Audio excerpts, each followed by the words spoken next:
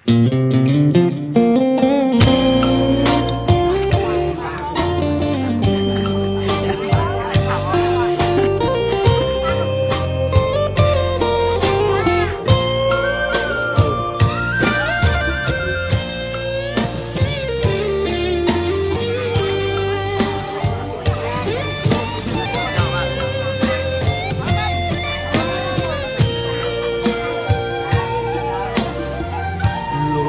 កសែនល្អក្នុងដួងចិត្តកូនលោកពុកជាក្បូនសណ្ដោងសណ្ដោងគូសាយកសាច់ជោគឈ្លាមទៅបដូរលះបង់ដើម្បីគ្រួសារទោះបងសង្ខារមិនស្ដាយគ្រួសារក៏ធំកូនកូនទៅសាយកូនខ្លាំងទំនើប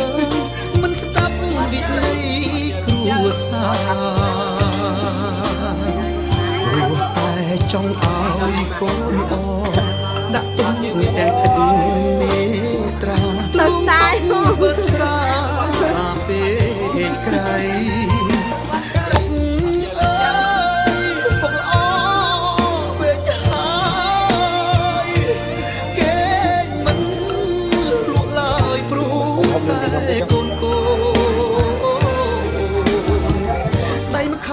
ប្រឹងជ្រងសេ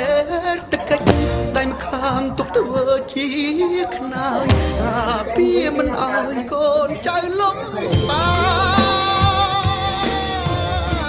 រឹកដឹងរឹកយល់កូនឈួលទឹកណែអាណិតពុកពេពុនរែកច្រើនឆ្នាំមកហើយកូនខ្លាំងខំដឹងកាយពុកក៏មិនយកទុំឡើយទឹកចិត្តពុកអើយសែនល្អហើយម្ចាស់នេះហើយមកថាបើជិះទៅយាយ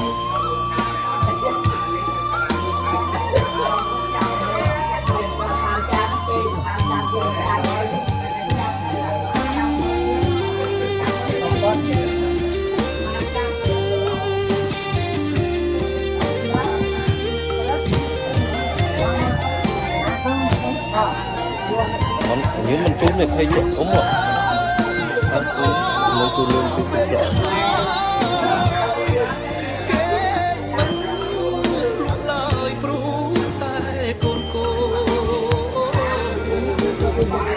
ដៃម្ខាងប្រឹងជ្រងសេ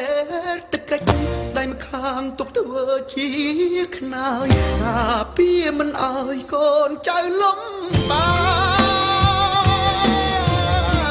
រឹកដឹងរឹកយល់កូនឈួលទឹកណែអាណិតពុកពេពុនរែកច្រើនឆ្នាំមកហើយកូនខ្លាំងខំដឹងកាយពុកក៏មិនយក